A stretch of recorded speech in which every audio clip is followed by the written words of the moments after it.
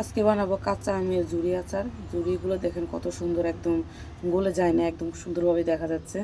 তো কাঁচা আমের ঝুরি আচারটা কে কে পছন্দ করেন অবশ্যই কমেন্ট করে জানাবেন। আমার কিন্তু ওই কাঁচা আমের ঝুরি আচারটা খুবই ভালো লাগে। তো এখানে আমি 3টা আম নিয়েছি। আমগুলো খুব সুন্দর করে আমি ধুয়ে নিচ্ছি আগে। ধুয়ে এখন আমগুলোকে আমি কিন্তু বটি দিয়ে কাটছি আমগুলো, যেটা একদম আচারের যে ঝুরিগুলো একদম চালা চালা থাকে, একদম আমি খুব সুন্দর করে সেজন্য একটু কষ্ট করে বটি দিয়ে কেটে নিলাম আর কি। তো কাটা হয়ে গেলে আমগুলো আমি নিয়ে নিব একটা বাটিতে নিয়ে আমগুলো আবারও খুব সুন্দর করে পানির ভিতরে দিয়ে আমি এটাকে লোকা 1 ঘন্টা এভাবে রেখে দিব। এভাবে রেখে দিলে এটার যে টক ভাবটা ওটা খুব সুন্দরভাবে লোকা বের হয়ে আসে। তো এখানে 1 ঘন্টা পরে আমি খুব সুন্দর করে আমগুলো লোকা আবারও 2-1 বার পানি পাল্টায় ধুয়ে নিচ্ছি। আর এখানে আমি কড়াইতে পানি দিয়ে জাস্ট আমগুলো দিচ্ছি আর লাড়াচাড়া করে উঠে ফেলছি। এখানে আম কিন্তু সিদ্ধ করার কোনো, জাস্ট শুধু আমটা গরম হওয়ার জন্য। তো আমটা সুন্দর করে উঠিয়ে নিয়ে আমি আমের ভিতরে লোকা পরিমাণ অনুযায়ী চিনি দিয়ে এইভাবে একদম খুব সুন্দর করে মিশিয়ে নিব। মিশানো হয়ে গেলে আমি এভাবে আমটা লোক আবারও রেখে দেব, যেহেতু আম থেকে চিনিটা খুব সুন্দরভাবে লোকা বের হয়ে আসে। তো আমরা এইভাবে লোকা রেখে দিব 10-15 মিনিট মতো। তো ফিরে আসলাম ওই লোকা 10-15 মিনিট পরে। তো দেখেন আম থেকে খুব সুন্দরভাবে অনেকগুলো পানি বের হয়েছে চিনিটা গলে।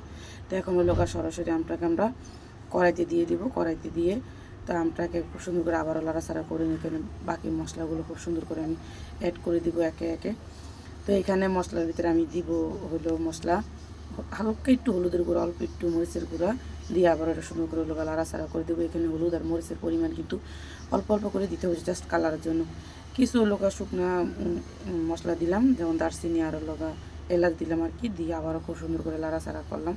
এভাবে আপনারা লাড়াচাড়া করতে পারেন, এটা আর গলে যাবে না। খুব সুন্দরভাবে লাড়াচাড়া করে এটাকে এখন আমি খুব ভালোভাবে আমটাকে রান্না করে নেব। যেন আপনারা অনেক বেশি পানি ছাড়বো, তো এখানে আমি বিট লবণ আর রেগুলার যে লবণ ওই লবণটা অল্প একটু দিয়ে দিব। দিয়ে আবার ওইটাকে খুব সুন্দর করে লাড়াচাড়া করে লবণটা এখানে মিশিয়ে নেব। লবণটা আমি যখন মিশানো হয়ে যাবে তখন একদম খুব পানিটাও যখন শুকানো হয়ে যাবে তখন এটাকে খুব সুন্দরভাবে ছড়িয়ে দিতে হবে। ছড়িয়ে দিলে এটা খুব ভালো হবে। তো এখানে আমি একটা মশলা রেডি করে নিয়েছিলাম, যেমন হলো আচারের পাঁচফোড়ন আর কিছু শুকনো মরিচ।